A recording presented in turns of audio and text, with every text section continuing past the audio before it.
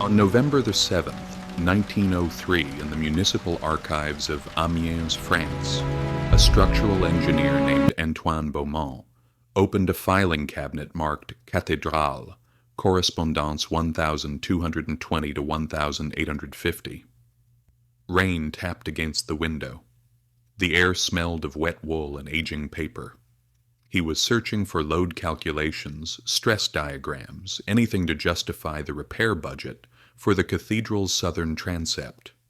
What he found instead was a letter dated March 12th, 1247. The letter, written in medieval Latin by someone identified only as Magister Petrus, described the flying buttresses not as structural supports but as canales sonorum, channels for sound. The text included measurements, arc heights of 12.8 meters, span widths of 6.4 meters, hollow stone channels within each buttress measuring precisely 32 centimeters in diameter. Each measurement exactly half or double the previous. Beaumont made a sketch in his notebook. The sketch survives in the Bibliothèque Nationale. Beside it, in pencil, he wrote a single question mark. The letter was returned to the filing cabinet. No report mentions it. History remembers progress but forgets what it replaced. By the spring of 1911, similar documents had surfaced in 3 other cities. Fog drifted through the streets of Cologne when an archivist discovered construction plans for the cathedral's flying buttresses that included acoustic annotations, frequency calculations written in the margins in a hand different from the primary draftsman's. The numbers formed a sequence: 64, 128, 256 Hertz, perfect octaves, rising. In Reims, a maintenance log from 1673 described workers reporting un bourdonnement, a humming emanating from the buttresses during certain wind conditions. The log specified easterly winds at speeds between 12 and 18 kilometers per hour. No other wind direction produced the effect. The entry ends mid-sentence. The remainder of the page has been carefully cut away. In Barcelona, a technical treatise from 1889 analyzed the Sagrada Familia's proposed exterior supports. The author, an engineer named Martí Bosch, noted that Gaudi's designs incorporated hollow chambers within the flying arches, chambers that, according to Bosch's calculations, would resonate at specific frequencies when exposed to ambient vibration. Bosch's conclusion: the maestro builds not walls but instruments. The treatise was never published. A handwritten note in the margin, dated 1891, reads, Retractor publication. Retract publication. On a cold morning in February 1928, workers conducting repairs on the Notre Dame de Paris flying buttresses discovered something embedded within the stonework: bronze tubes, each approximately 1 meter in length, sealed at both ends. Frost coated the scaffolding. The tubes were positioned at precise intervals along the interior channel of the buttress arch. Intervals of 64 centimeters, 128 centimeters, 256 centimeters, the doubling pattern again. When one tube was removed and struck with a metal rod, it rang at 128 Hertz, another smaller tube, 256 Hertz, a third, 500 to 12 Hertz. The official restoration report described them as reinforcement elements, purpose unclear. Photographs were taken but never catalogued. The tubes were replaced within the stonework. Their current condition is unknown. In the margin of the report, someone later added, Ne pas investiguer, davantage. Do not investigate further. Across the channel, in the library of Canterbury Cathedral, a manuscript dated 1174 survives in remarkable condition. The text, attributed to William of Sens, the master mason who rebuilt the choir after the fire, contains a passage that official architectural histories overlook. William describes the flying buttresses as ponte aeris, bridges of air, and notes that their purpose extends ultra firmamentum, beyond support. He includes a diagram. The diagram shows the interior of a flying buttress as a hollow channel, not a solid mass of stone. Cross-sections reveal a series of chambers connected by narrow passages, each chamber calculated to a specific volume. Beside the diagram, in different ink, someone has written frequency numbers: 85, 110, 147, 196 Hertz. The intervals are not random. They correspond to musical notes F, A, D, G, a perfect chord in the key of F major. Modern acousticians, shown the diagram, note that such a structure would function as a complex Helmholtz resonator, a device that amplifies specific sound frequencies while dampening others. The chambers would create standing waves, the passages would channel vibration, the entire arch would hum with precisely tuned resonance. Yet William of Sens never mentions music, he never mentions sound, only ultra firmamentum, beyond support. By 1934, the pattern had become impossible to ignore. In Vienna, during a survey of St. Stephen's Cathedral, engineers using primitive acoustic equipment detected vibrations emanating from the flying buttresses at frequencies between 60 and 520 Hertz, the exact range of human vocal harmonics. Dust motes drifted through morning light. The measurements were repeated 6 times over 3 months. The results were identical each time. The report concluded, structural vibration due to wind resonance, no structural concern. In different ink, a later note adds, measurements contradict known acoustic principles for solid stone construction. The later note is unsigned. Meanwhile, in Prague, a doctoral thesis submitted to Charles University in 1936 analyzed the relationship between Gothic flying buttresses and Gregorian chant. The student, Eva Novotná, had measured the resonant frequencies of 12 different cathedrals and found an astonishing correlation. In every case, the flying buttresses amplified specific frequencies that corresponded to the most common tones in liturgical music. Her advisor rejected the thesis. The rejection letter survives. Coincidence cannot constitute causation. Revise or withdraw. Novotná withdrew the thesis. She died in 1942 during the occupation. Her research notes were lost, or so the official record states. In 1998, a box of documents was discovered in a Prague apartment during renovation. Inside, Novotná's complete data, including spectral analyses showing that flying buttresses created acoustic focal points within cathedral naves, zones where sound waves converged with mathematical precision. The zones corresponded exactly to the positions of choir stalls. The documents were donated to the National Technical Museum. They remain uncatalogued.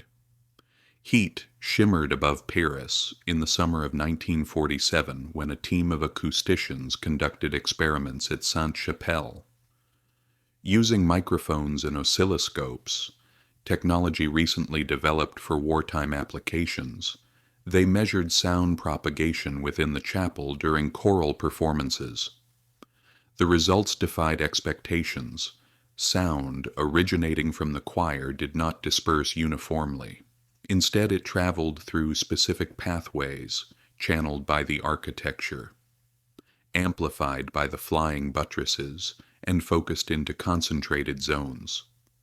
The buttresses acted as waveguides, hollow stone conduits that shaped acoustic energy the way lenses shape light. The lead researcher, whose name appears on the preliminary report as Dr. M. Laurent, noted, "The structure functions as an acoustic lens system of remarkable sophistication." The final published report makes no mention of this conclusion. Dr. Laurent's name does not appear on the final version. A search of French physics directories from 1945 to 1950 finds no record of anyone named Monsieur Laurent working in acoustics. The preliminary report, marked confidentiel, was declassified in 2003. Page 14 is missing. In the archive of the École des Beaux-Arts, a set of 18th century architectural drawings shows the internal structure of flying buttresses from 6 different cathedrals. The drawings are labeled Etudes Comparatives 1776. Each buttress is shown in cross-section, revealing intricate interior geometries, chambers, passages, voids. No two are identical, yet all follow the same principle. Hollow channels arranged in mathematically precise ratios. The dimensions vary, but the proportions remain constant. Diameter to length, 1:4. Chamber volume to passage volume, 3:1. Arc height to span, 2:1. The same ratios appear in organ pipe design. The same ratios appear in the construction of musical instruments. The same ratios across centuries, across kingdoms, across hundreds of buildings. Beneath the drawings in faded script, les maîtres savaient. The masters knew. On a morning in September 1889, during the dismantling of a collapsed flying buttress at Beauvais Cathedral, workers discovered something that should not have been there: a series of small openings along the outer surface of the arch, each opening approximately 8 centimeters in diameter, positioned at regular intervals. The openings had been deliberately carved, then filled with lead plugs and concealed beneath decorative stonework. When the lead was removed, air whistled through the openings. One worker, in a letter to his brother dated September 18th, noted, "The stone sang like a flute." The letter was sold at auction in 1992. The cathedral's official restoration records make no mention of the openings. In the margin of a technical drawing from the restoration, dated 1891, someone has sketched the positions of the openings and added a note: "Correspond to vibrational nodes, intentional." The drawing is signed AD. Modern acoustic analysis of similar structures has revealed that such openings, positioned at specific intervals along a resonant chamber, would function as tone holes, the same principle used in woodwind instruments. The flying buttress becomes a massive stone flute, played not by breath but by wind, not for melody but for specific controlled frequencies. Frequencies that, if directed into the cathedral interior, would create zones of acoustic reinforcement, zones where the human voice would carry farther, ring clearer, penetrate deeper, zones where prayer would resonate. By the winter of 1902, engineers in 3 countries had independently noted the same phenomenon.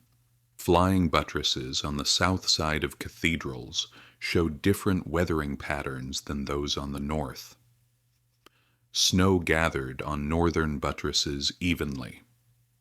On southern buttresses, snow melted in specific locations, always at the same points along the arch, always in a repeating pattern. The points corresponded to the positions of interior chambers. The chambers were warmer than the surrounding stone. Thermal imaging conducted in 1987 at Chartres confirmed the pattern. Temperature differentials of 2 to 3 degrees Celsius at specific points within the flying buttresses, even in the absence of direct sunlight. The warmth originated from the interior, suggesting continuous vibration, molecular friction generated by standing acoustic waves. The cathedral had been empty during the measurements. No services, no visitors, no intentional sound. Yet the stone hummed, imperceptibly, constantly, vibrating at frequencies too low for human hearing, but detectable by instruments. frequencies that matched precisely the resonant frequency of limestone, 64 Hertz. In a document discovered in 2011 in the Vatican Secret Archives, a report dated 1634 describes an investigation into miraculous acoustic phenomena at several French cathedrals. Pilgrims had reported hearing voices, music, singing, even when the cathedrals were empty. The investigating bishop concluded not miracles but natural resonance caused by wind passing through architectural features. He ordered the phenomena documented but not publicized. Such knowledge, he wrote, may diminish the faithful's sense of divine presence. The report includes sketches of flying buttresses, with annotations indicating sources of resonance. One sketch shows a flying buttress in cross-section with the note, "When wind is from the east, the stone speaks in the voice of many." In Prague, on an autumn evening in 1887, a composer named Antonín Dvořák attended Vespers at St. Vitus Cathedral. In a letter to a friend dated October 12th, he described the experience. The building itself sang, not echo, not reverberation, active participation. The buttresses sustained tones that the choir had ceased singing, holding them in the air like hands holding water. Dvořák returned to the cathedral 6 times over the following month, always attending services at the same hour, always listening. In his notebook he transcribed the frequencies he heard, or thought he heard, emanating from the architecture: B flat, F, D, B flat. The same intervals appear at his Symphony No. 8, completed 3 years later. The slow movement marked Adagio sustains these exact tones for measures at a time, creating what musicologists describe as architectural harmony. Dvořák never mentioned the cathedral in connection with the symphony. The association was noted by a musicologist in 1967, then dismissed as speculative. The notebook, donated to the Czech Museum of Music in 1904, was lost in a flood in 1923. Or so the catalog states. In 2006, during renovations of the museum's storage facility, workers found a leather-bound notebook wedged behind a filing cabinet. Inside, Dvořák's handwriting, sketches of cathedral architecture, frequency measurements in hertz, a unit that would not be formally defined until 1930, 40 years after Dvořák made these notes. Yet there they are, 64 hertz, 128 hertz, 256 hertz, 512 hertz, the doubling sequence again. The museum cataloged the notebook as Dvořák, Architectural Sketches, Authenticity Uncertain. On May 14, 1944, Allied bombers struck Cologne. The cathedral miraculously remained standing. But several flying buttresses sustained damage, cracks, fractures, sections that would need to be rebuilt. During the post-war restoration, engineers took the opportunity to examine the interior structure of the damaged buttresses. What they found challenged every assumption about Gothic construction. The buttresses were not solid stone. They were hollow, containing intricate networks of chambers and passages, some as small as 10 centimeters in diameter, others large enough for a person to crawl through. The chambers were connected by precisely angled passages.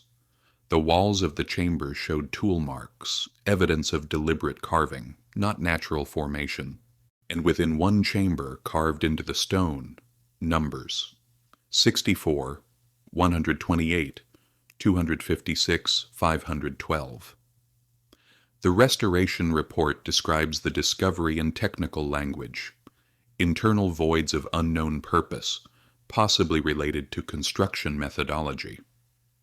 In the margin, in pencil, or possibly the primary purpose.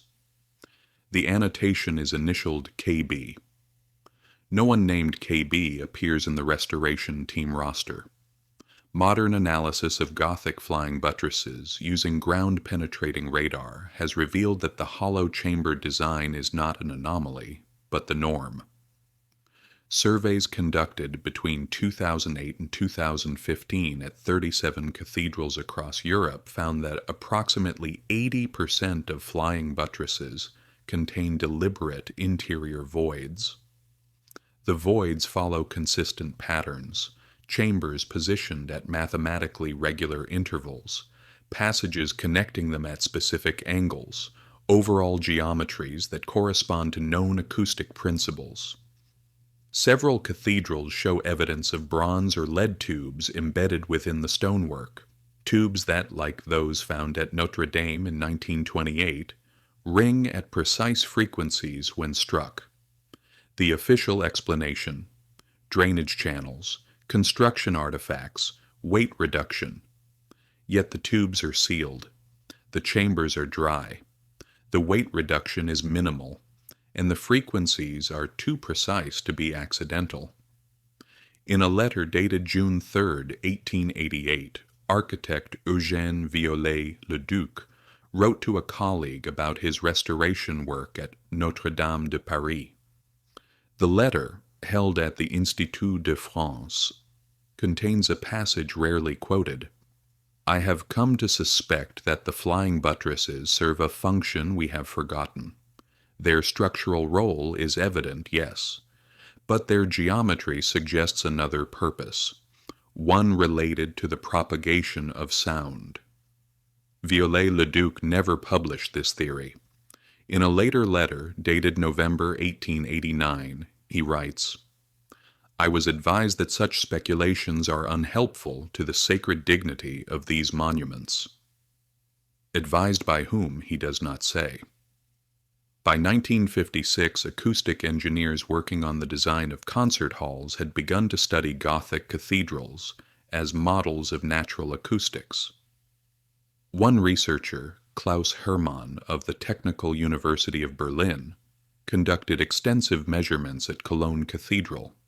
His findings, published in a German acoustics journal, the flying buttresses created what he termed acoustic waveguides, pathways that channeled sound energy from the exterior into the interior, from the buttress arches down into the nave, focusing it towards specific points.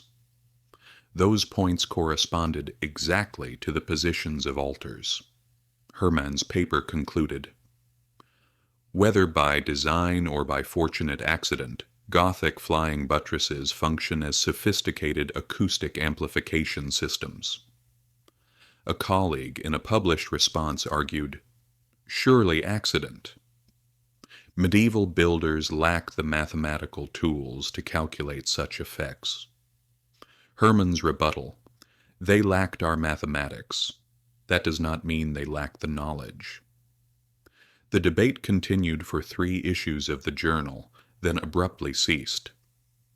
Hermann published nothing further on the subject. He died in 1973. His research archive was donated to the university but cannot be located. The university library listed as transferred to external storage, location unspecified. In the municipal archives of Strasbourg, a document dated 1278 describes the construction of the cathedral's flying buttresses. The text, written in medieval German, uses a curious term, Klangbrücken, sound bridges. The document specifies that the buttresses should be constructed with inner channels for the passage of the voice of God. Measurements are given: channel diameter of 30 centimeters, wall thickness of 45 centimeters, chamber spacing of 96 centimeters. A modern acoustic engineer, shown these specifications, calculated the resonant frequency such a structure would produce: 128 Hertz, exactly 1 octave above the fundamental frequency of limestone, exactly the frequency at which human vocal cords vibrate when singing a low A flat, exactly the pitch of Gregorian chant. On satellite thermal imaging conducted in 2003, a pattern emerges across Gothic Europe. During evening hours, when cathedrals are empty and ambient temperature drops, the flying buttresses show as warm zones, faint but measurable, approximately 1 to 2 degrees above ambient. The warming is not uniform. It concentrates at specific points along each buttress, points that, when mapped, correspond to the calculated positions of interior chambers. The warming persists even in winter, even in abandoned cathedrals, even in ruins. The stone remains warm, as if still vibrating, still resonating, still remembering the frequencies it was built to amplify. In a notebook belonging to architect Antoni Gaudí, sold at auction in 2001, a page dated 1898 contains sketches of flying buttresses alongside this notation. The Gothic masters did not build support, they built song. Gaudí's design for the Sagrada Familia eliminates traditional flying buttresses, replacing them with branching stone forms he called acoustic bones. When asked about the designs in an interview published in 1915, Gaudí responded, "I do what the ancients did. I hide the true purpose in plain sight." The interviewer did not follow up. If history is written by survivors, who erased the rest? In the cathedral at Bourges, on mornings when mist rises from the river and the city has not yet wakened, if one stands in the nave and remains silent, there is a sound, faint, nearly imperceptible, like breath through stone. The flying buttresses hum, barely. Structural engineers attribute this to wind resonance, thermal expansion, the natural settling of 700-year-old limestone.